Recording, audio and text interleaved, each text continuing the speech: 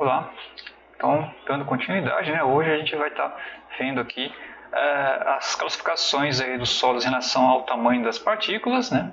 Essa composição química deles e a composição química e mineralógica desses solos. Bem, em relação ao tamanho de granulometria, né, esses solos aí são classificados em pedregulhos, areias, siltes e argilas, né? Os pedregulhos eles são compostos então, por fragmentos maiores de rochas, né? As areias então são fragmentos bem pequenos aí de rochas, eles não se contraem então ao secar, né? Tem uma sensação de aspereza ao tato, né? Não apresentam plasticidade e se comprimem facilmente, né? Por sua vez, os siltes têm uma granulação mais fina que as areias, possui pouca ou nenhuma plasticidade e o torrão seco delas, né, são facilmente desfeitos, né? E aí, finalmente, as argilas são partículas com granulação mais fina ainda que os siltes, apresentam plasticidade. Por outro lado, também quando secos, eles vão apresentar uma elevada resistência do torrão seco, né, uma elevada resistência quando seca. Se você tiver na forma de partículas finas mesmo, você vai sentir que essa partícula é tão fina que parece uma farinha, né? A sensação ao tato. E quando úmidas, essas argilas então elas têm uma sensação ao tato de lisa quando úmidas, né? Esses tipos de solos, né? Eles vão ter diferentes composições químicas e mineralógicas, né? No caso aí de pedregulhos, areias, siltes, eles podem ser compostos aí, então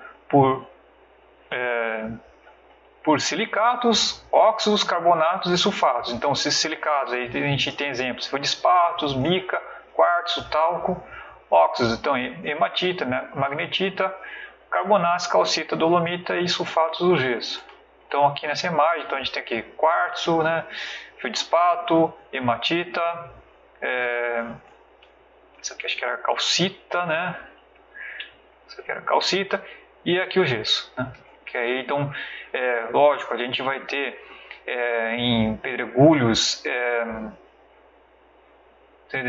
areias, siltes, não exatamente as partículas aí nesse tamanho que a gente está vendo na imagem, né? Vai ter algumas, eventualmente, encontra aqui nesses tamanhos, né? Mas em outras aqui em partículas bem menores, aí, no caso das areias e siltes, né?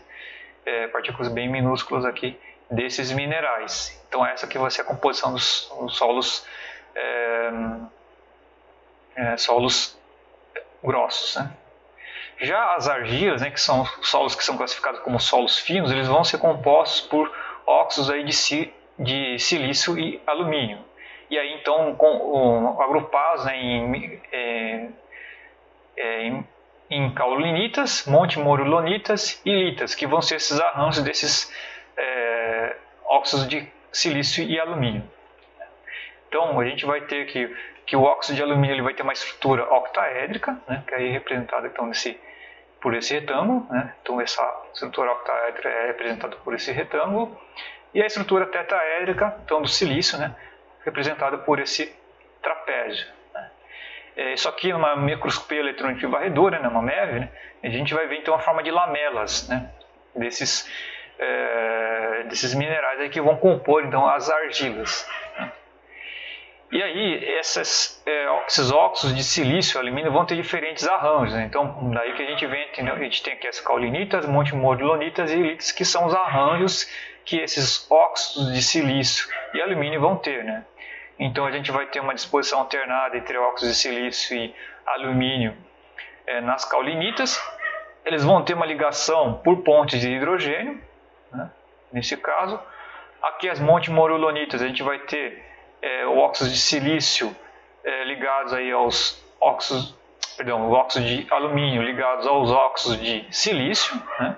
E aí entre esses óxidos de silício ligados por outros óxidos de silício, e aqui nessa ligação a gente vai ter as ligações por forças de Van der Waals, que são ligações mais fracas. Por sua vez, as litas vão ter um arranjo similar às montemorulonitas, porém entre as ligações entre os óxidos de silício, a gente vai ter a presença de íons não permutáveis, que vai dar um pouco mais de força nessas ligações.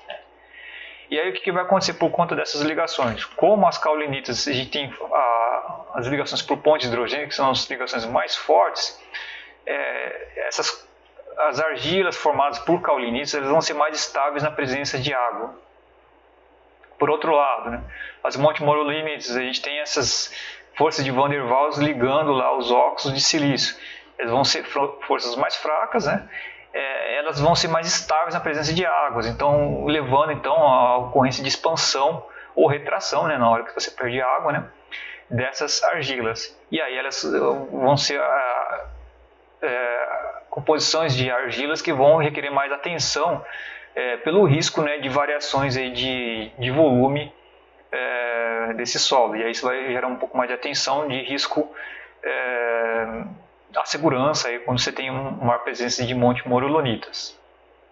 E as elitas, aí, pela presença daqueles rios não permutáveis, a gente tem então mais estabilidade do que as montemorillonitas frente à presença de água. E aí, para fazer a caracterização aí da presença de montemorillonitas, caulinitas e ilitas, a gente tem duas opções, né? Uma é a MEV, né, com raio-x, e a outra é a distorção de corantes. Então, por aqui é isso, né, gente? E aí a gente se vê então no próximo vídeo.